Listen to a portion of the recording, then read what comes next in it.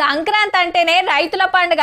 పంటలు ఇంటికొచ్చుడు, అవి అమ్ముకొని పైసలు తెచ్చుకొని గీ సంబరాలు చేసుకుంటారు.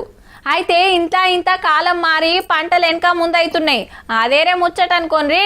మరి ఇప్పుడు ఆంధ్ర రైతన్నల పండుగ ఎట్లుంటుందో గానీ మన కాడైతే గిట్లా. సన్నాలేసిన రైతులకు మూడొద్దుల ముందే సంక్రాంతి వచ్చిందబ్బా.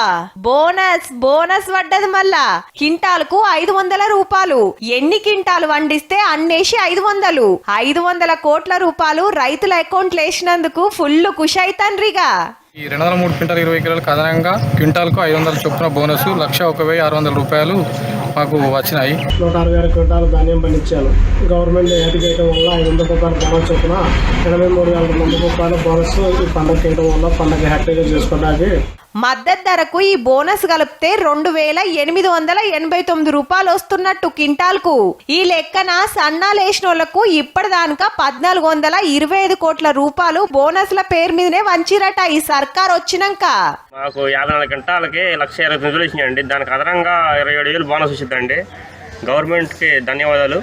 142 క్వింటాలకు 71,000 రూపాయల బోనస్ డబ్బులు జమ అయినాయి.